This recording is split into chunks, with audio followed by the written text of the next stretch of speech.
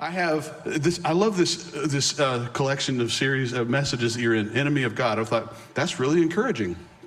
It's great. Let's talk about the enemies of God. Right? Great. Let's be an enemy of God. No, but I love the idea because it is something that it ties into my own personal. If I have a personal life message, it's this. So I get to talk about the thing that I am walking through the most. And so let's pray. And I want to talk about the enemy of fear and worry. There's twin enemies. They're not exactly the same, but they do go together really closely, fear and worry. So let's pray. God, I love you. Thank you for the privilege of being here today and the incredible team, for Josh and Melissa and taking care of me and Jordan. God, thank you for just everybody that's put so much into making this moment happen. The worship team, the AVL team, the parking team, the greeters, everybody that's working with the kids, all to make a moment possible for people to encounter you and hear something from you. God, I pray that today we wouldn't miss that moment. Help me to do my part to communicate what you've given, and help us to all listen and hear what your word is today. In Jesus' name, amen. So fear and worry. I'm an expert. I worry. I don't know why, but when I was a kid, worry was like, that was my thing. You know, I loved football and I loved worry. It was something I got really good at, to where I'd get a hangnail, and before I knew it, I was thinking, man, it might get infected. My finger may fall off. That's probably where this is going. Later, as an older, like in college, I got psoriasis, and it was like, that's probably leprosy.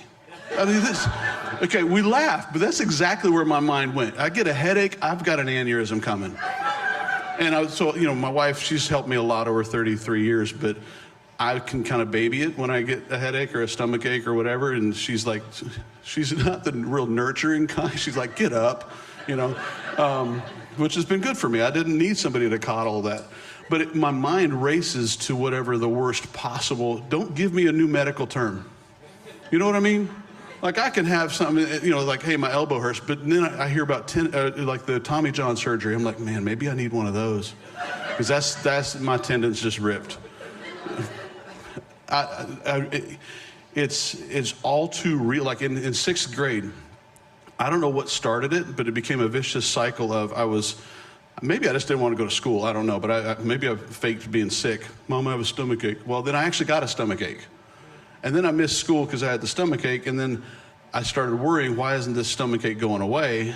And I ended up, the whole vicious cycle of that ended up missing like 5 months of sixth grade, missing school. So if you got a kid who's like not wanting to go to school, don't teach them that, because it worked for me. I missed a lot of school, but it was the doctors couldn't figure out what was going on. I probably needed a doctor not looking at my stomach, but looking at my head.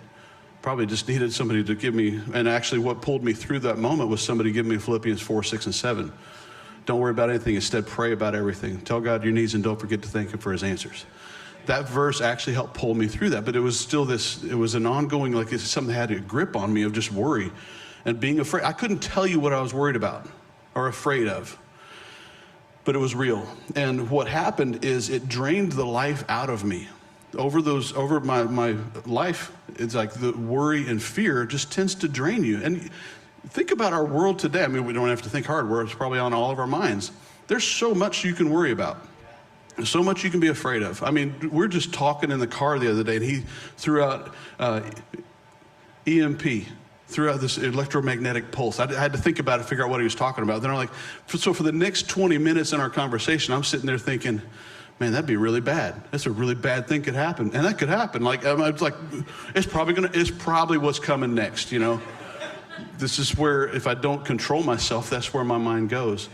Just give me a term, and in the world today with COVID is enough right there. You could talk about a dozen other things that are facing our world. But there's plenty to worry about. If you take the scriptures away and take God out of the picture, there's a lot to worry about.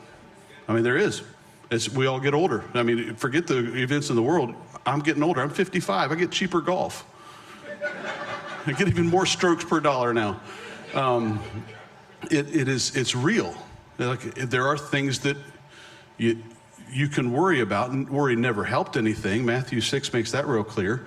Worry never helps, but there's plenty out there to worry about. But it drains your life. It drains your energy. It drains it's like kryptonite for us. They rob your ability to live in joy. And yet God promises all these things to us.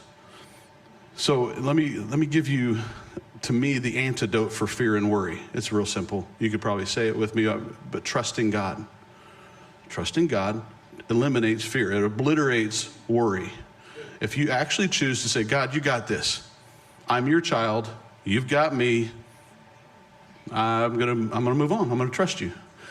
It's so simple. Like, we could just stop right there. You got the truth. I want to tell you a story that gave me the anchor that I hold on to. And what I'm praying for you is nobody will have my story, but you'll find it today an anchor you can hold on to that says, it's turning for me. I hear God saying to me to trust me. Trusting God for me, I'd gotten through, different milestones, like learning that Philippians 4, 6, and 7. There's so many verses in the Bible we could talk about, but my dad and mom started Children's Cup, and so back about 20 years ago, there'd been a storm go through Zimbabwe where we had a bunch of work at Southern Africa, a bunch of kids were feeding, telling about Jesus, and a storm came through and really wreaked havoc. And my dad was like, we've got to go check on the projects. Would you want to come with me? And so I talked to my wife, and she'd just come through a miscarriage. And so we always pray about it before I go on a trip, especially overseas. And so we talked about it, and we both felt like I needed to go, but we were very nervous about it because it was just like, we didn't know what it was, but we knew for a fact God was like, this is something you need to go do. So I reluctantly, because of the nervous feeling we had, I went. At the time, there's not like cell phones and stuff that really prevalent in Africa. So we were, the way it worked, we were in Baton Rouge. It's about 24 hours from the time you leave home until you get to the airport in Johannesburg, South Africa. It's like the Atlanta of Africa. Everything goes through there. So we get there, then from there we drive. It's a drive. You drive all day, spend the night in the middle of nowhere, and then drive all day. You don't drive at night. In Africa at that time, it wasn't a nighttime driving thing, so just for safety. So we get to Johannesburg, and this was always my routine, is I'd go up to the payphone. Anybody remember payphones? Yep. Went up to the little payphone, called my wife, said, hey, we made it to Johannesburg. It's going to be a week or so before I get to contact you again. I just want to say I love you, see how it's going. She said, yeah, so this is great. After I dropped you at the airport, I went to the doctor and I'm check out that lump in my neck. And I'm like, what lump? You ain't told me nothing about a lump in your neck. I could have been worrying this whole time, And she said, oh yeah, it's nothing. But he just looked at it and, he said he wants to do a biopsy on it in a couple weeks he wants to see me in a couple weeks to maybe do a biopsy on it. So we can make sure it's not cancer. She said the C word. Like, in my mind, I'm already lump and neck and then biopsy. And when she said the C word, I just fell on the floor, just melted, emotionally melted down. I'm just like, I'm coming back. That plane, I could see it. It's right there on the tarmac. I'm getting back on that plane coming home. She's like, you're an idiot. You would love my wife, by the way. She's amazing. But she said, which I guess is a spoiler. Obviously, she made it through.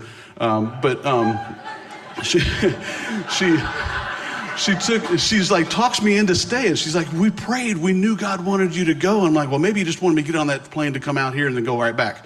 She's like, no, go do what you came to do. It's going to be 2 weeks before he sees me anyway. I'm like, but the whole time, those 2 weeks, cancer's going all over your body. And I'm not making fun of cancer, okay? This story does go somewhere. I'm honestly not.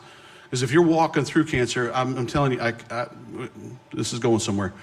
But in my mind, I blew it up, okay? And so it was too much for me. My mind started racing. Everything just, when you have the bad news kind of thing come, and you think it's bad news, and it just overwhelms everything. Like, you can't think of anything else. This was me. So she talks me into staying, though. We go, and I'm just thinking, those 2 weeks, I'm going to come back. Maybe she's still going to be alive. This, again, I'm exaggerating, but I'm not. Like, this is really where my mind was going. So we get in the car, and I tell my dad and this missionary who actually still works with us at Children's Cup. My dad's passed on now, but and my brother-in-law, we were all in the car. I'm in the back seat, and I'm sitting there in the back, and I'm not a hand wringer, but I'm wringing my hands. I tell them about it, and they're all, encouraging, praying, hey, this is going to be fine. And they're kind of level-headed about it, like, we'll see, 2 weeks, we'll see what's going on. But I'm sitting there wringing my hands, playing with my ring, ringing and playing with my ring. And I remember sitting there looking at it, going down the highway, and I'm just like, this symbolizes her. And I'm just looking at the ring, remembering our wedding and getting all dramatic about it, honestly. Like, it was pretty, thinking back, I'm like, that was pretty dramatic. She's going to the doctor, you know, and I'm like, oh. And just studying and thinking what it symbolizes. Well, we get to the place we're spending the night, because the next day we got a full long drive, sun up to sundown, so that we don't get in trouble driving at night. And I have this thing that when I sleep on a mission trip, I always take my baseball cap off and put everything valuable in my cap on my nightstand. Well, I did all that, and next morning we get in the car. We're about 2 hours down the road, and I'm still in the car, and what's going on in my head is I got one voice just screaming, and I can't hear anything else really. It's just screaming at me, she's gonna die. You're gonna be a single dad, you're gonna be a widower, she's gonna die. Like, that's just raging, screaming loud. And then there is another voice saying, just trust me. I can't hear it, can't really pay much attention to it because the other's so loud and I'm so consumed and I'm giving in to hearing this other voice. But there was that voice saying, trust me, trust. And so I'm looking down at my ring. I have my hands, I'm wringing my hands. I reach down and I'm gonna pull my ring off and look at it, and it's not there.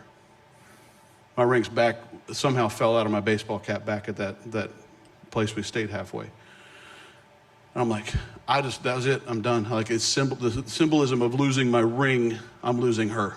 It was so real to me in that moment. And I told my dad, my dad was a very compassionate person normally to the little kids in Africa. He's great compassion, but he's like, to me, he's like, dude, it's a $300 ring at Service Merchandise. You'll be fine, we'll buy you another one, let's go, you know? I'm like, okay. And that was probably wisdom, I should have just taken it, but I couldn't handle it. I'm like, I'm like in tears. I'm a wreck. The missionary guy, he starts turning the car around. I'm like, no, man, now we're gonna die on the road. I won't even be alive when she dies. You know, like, everything's falling apart. So we get back, we're going around the corner, and again, as we were going back, raging voice, she's gonna die. Quiet voice, trust me, trust, just trust. And it's like I'm blind to the idea that God may have something he's up to. I couldn't see it. I could not find a scenario that was like, okay, God, I'm gonna trust you and this is all gonna be okay. I couldn't get my head around it. It was like, just can't see it. It's like if you've never tasted a pork chop before, you don't know what it tastes like. You know, I couldn't get my head around how this could even be something. So I didn't even linger on that thought. I lingered on how bad things are gonna be. But God's just saying, trust me, trust me. So we come around, get off the highway, and it's about a mile or so down a dirt road to this place we were staying, so they could see us coming. The dirt's kicking up. We pull around the gate, and there's about a 20 or 21-year-old guy standing there. He weighs about 120 pounds, you know. He's standing there doing this. I don't know what's in his hand, but he's standing there outside the gate doing this. I get out of the car, and the thought starts crossing my mind, I wonder if what he's holding is my ring. And I thought, there's no way. This is a $300 ring. Service Merchandise in the U.S., that's not a real expensive ring, even in '88, right? Anybody got a 1988 wedding ring? You're probably not anymore, right? Yeah. Had five little itty bitty tiny diamonds on it to be cool. That was amazing. And he, you know, if they found it, he'd have sold that and made a year's wages off of that, more than that. So I'm like, even then I'm denying it, and God's just saying, trust me. But I walk up, actually run up to him, scared him to death, and because I'm like 270 at the time. I wasn't quite as big as I am now. But so I go up there, and he just reaches it out. And there's my ring in his hand. And I'm like, I took it, and I was like, I took everything out of my pockets to give to him. That was like 100 Zimbabwe dollars, which the economy then, that's about enough to buy a piece of bread. But it's all I had. I'm just, dude, take it all. And I thanked him. It's like, I wanted to bear hug him, but I probably would have broken him. And so I turned to get back in the car, and the thought hits me, I need to know this guy's name, because I got to tell Vicky this story. So I turned, and I was like, hey, you know, he's already turned to start walking off. I said, hey, man. And he's kind of like, what? I said, hey, can you tell me your name? I've just got to tell my wife about this. You know, she may be dying, but I got to tell my wife. And he said, me? My name is Trust. And I was like, it sounds like you said trust. What did you say? He said, T-R-U-S-T, trust. And at that moment, it's like God just said, dude, listen to me. Like, it's like, you know, you grab somebody by the shoulders and just say, listen to me, I got this. And it got through to me. It was like, have you ever seen those videos of somebody who's colorblind, and they put those glasses. If you've never seen it, you got to look it up on YouTube. You put those glasses on that let them not be colorblind anymore. Doesn't work for everybody that's colorblind, so I'm not like giving false hope to you if you're colorblind, but you put the glasses on, all of a sudden they see color. That's what that was like for me. It was a moment where just like all of a sudden I could see, wow, God does have this. I don't know how it's going to play out, but I saw colors I couldn't see before, so to speak. I saw something I couldn't see about God before when the message got through that I can trust him. So, I mean, I didn't get a call in that moment that Vicky's, she's fine. Well, I had to go the rest of the 10 days, but it wasn't a chore. I don't remember worrying about her the next 10 days on that trip. I remember going to visit the kids and seeing the projects and fixing things that we needed to fix and dealing with what we needed to do. Get back, she goes to the doctor, does the biopsy, and they're like, no cancer. I'm like, great, woo, great end of story, right? Well, that's like the year 2000, 2017. We go to the doctor, she's been having this wheeze in her lung, thus the name Wheezy. And they've been treating like his asthma or something, some breathing treatments. She finally goes to a doctor in California, and they're like, yeah, let's do a biopsy on that. Let's see what's going on. Let's do some scans and see what's up. They find a lump in her throat. They're like, we're sitting in her doctor's oncologist's office, sitting next to each other. He's going to tell us about the scan. He says, yeah, it's cancer. And it's a very difficult one to deal with. It's very, he said it's like an angry troll, but it doesn't move much. You may have had this your whole life. It doesn't move very fast, but it's pretty serious. And then he stepped out of the room. He was going to work on how he was going to tell us he wants to work with it. And so we had nothing. We didn't know what was going to happen. We turned to each other and we just looked at each other, and it was like, I asked her, I said, why aren't we freaking out? We just, like, literally that moment you see in movies, you hope it's only in a movie you ever have to deal with it, but we just had that moment. God's, the doctor's like, you've got cancer.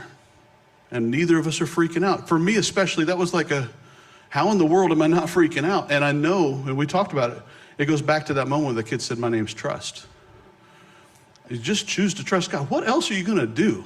Worry's not going to fix her cancer.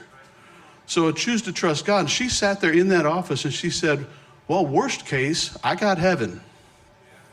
And that didn't freak me out, I'm like, yeah, you got heaven. I still got to stay here.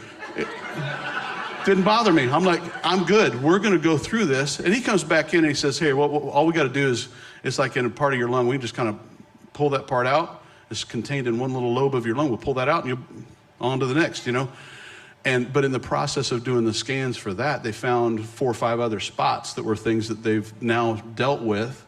And it's all been surgery, cut it out. Surgery, cut it out. She had 5 surgeries. And every time they just get it. They go in and get what they got to get. But through the process, they said, it might be a good idea to do chemo. So we did that. That was horrible. But even all the way through it, it has been trusting God, and we're going to be fine. And she's amazing. She really is. But that's not the point of this. It is God is amazing. He can be trusted. And she's holding on to a promise that he gave her, that non-stick in 90 is how we put it. It's like that nothing else is going to stick. If something's metastasized, whatever, nothing else is going to stick, and she's going to live to see 90. I told her when she told me that, I was like, I'm 5 years older than you. I don't think this needs to see 95. Ask me when I'm 94, I might feel different. But so you may be on your own a little bit, Vicki, but I said, we're in. So now it's just this journey. How do we walk it out? What do we face? So she's, right now, the process is the last scan showed a couple little tiny things on her liver, and they're like, can't really do anything about it yet anyway, let's just keep watching. So we're doing a keep watching. We're going to keep watching the scans, but we're also watching what God's doing. And I'm not in a spot where I'm saying, God, thank you for cancer. But I have debated about that. It's been such a journey of faith for my family, for all of us, all 7 of us in my household, or my family, or my son-in-law, my daughter-in-law, my grandson. It's like, it has been a faith journey for us that I don't know if we'd have had it without that. Like everybody in my family has decided, I'm going to trust God through this. So yeah, it's pretty good. It's a pretty good situation. And you think about that, the video you watch with people putting the colorblind glasses on, and how the big burly guy starts boo-hooing, like it's so beautiful, and it's amazing. I watched that with one of my kids, and he said, Dad, I would never take those glasses off. I thought, that's exactly it. I don't want to ever take the glasses off that say I'm trusting God, because it lets you see things differently. You see COVID come around and boom, or second, third, 18th wave of COVID comes around. I'm so sick of this. And then you're like, oh, let me put the glasses of trust on. And then you see something else that's going on. This life is not about us being comfortable and everything being smooth, and go back to 2019 when there was no COVID and it was so great. 2019 was not a perfect year. There were still problems in the world. So let's move forward, trusting God and see what he's doing through all the challenges. And we all have the COVID challenge, but everybody in this room, you got a challenge. And when I'm talking about trusting God, you know what he's saying. You need to trust me with that. And so that's what I want to encourage you with today, is to trust him in trouble, trust him when all is well. Sometimes that's a little harder. You kind of forget that you need to trust God. Everything's going great. It's been wonderful. Business is booming, and my kids love me, my wife loves me. You still trusting God, or are you just putting your trust in the fact that everything's going good? Trust him in trouble, trust him when all is well, and trust him relentlessly and tenaciously. I have 4 thoughts on that. 1, God will rescue us. Here's homework for you. Some of us been a little while since we were in school, but here's some homework for you. Psalm 18. It's too long to read it right now. Incredible chapter. You want to see a God who is, I don't know how to say this right, he's ticked off because his kids are in trouble and the enemies are after them, and this is God coming to the rescue. I don't know if you can say he's a bad God in that moment, but that's kind of what it feels like. He's like coming after his kid. I love that. I love that chapter. So I would recommend you read that, Psalm 18. Next thought is God always has a plan even before the problem. He is God. He did say, let there be light. And when he said, let there be light, he knew COVID was going to be around. He knew it was coming. So he still said, let there be light. So he has a plan even before the problem. Romans 8:28 is proof of that. God's plan wins. Like, my plan was not COVID. My plan was not my wife has cancer. But God's plan wins. Jesus prayed in the garden, hey, if there's any other way besides the cross, let's do that. But then he ended with, I know your plan wins, so I want to do it your way, not my way. That's how I want to live. I want to live my life that way, trusting him. And then the last thought with that is, God brings purpose to our pain. He never wastes our tears. The pain that you've gone through, the pain that my wife and I have gone through with I say my wife and I, she's the one who went through chemo. She's the one who's had the surgeries. But the pain, the challenge that's been, God's not wasting that. It's changed my family's life. God's given her a voice in something she never thought she'd have a voice in. God has a huge plan for your life, and somebody will get to spend eternity in heaven because of you, if you'll trust God in everything and let his purpose prevail. If you trust him to take you there, he will, and it will change everything. Trusting God changes everything. It makes you like, I play Mario Kart. Anybody? You get that star prize? Oh yeah, you can run over anybody, anything, go anywhere you want. It's like, this is amazing. That's what trusting God is like. It's a super smart button, just boom, and it's all good. And it's not all good. Cancer's still there in my wife's body. There's still COVID-19. There's still the challenges you have in your world. But trusting God changes your perspective about it completely. And here's what our anchor is not, I'm going to get healed every time I ask for healing in the moment that I ask for it. What I do have as an anchor is heaven. That is an absolute guarantee that's coming, and I'm going. So here's the thing. Trust God no matter what it takes, because trust erases fear and worry that rob your life. So here's how to get started. I got 5 thoughts on how to get started. I'll do this real quick. Ask for help. It's pretty simple, right? Ask God to help you. Mark 9, there's a verse in there that says, so this guy had come to Jesus and say, hey, it'd be great if you could heal my son. He said, if you could heal my son, it'd be great. And Jesus, I love this verse because it's Jesus a little bit like, he says, if I can? Like, do you know who you're talking to? But he says, if I can, he said, anything's possible to him that believes. And this dad, coolest prayer ever, I think. He just said, I believe, help my unbelief. Like, I don't know, which is it? Do you believe or not? But he's saying, help my unbelief. I want to believe. I know you can, but I just don't, it's not there yet in me. Help my unbelief. First thing, ask for help. Second one, get busy serving somebody else. If I spent my life sitting there watching my wife go through surgeries, I'm missing something. She's missing something. We need to serve somebody else. We are built to serve other people. That's why being a part of the dream team here is great. It's not just that, though. It's like people in your home need you to serve them. People at your work need you to serve them. It's like there are people in need. Help them out.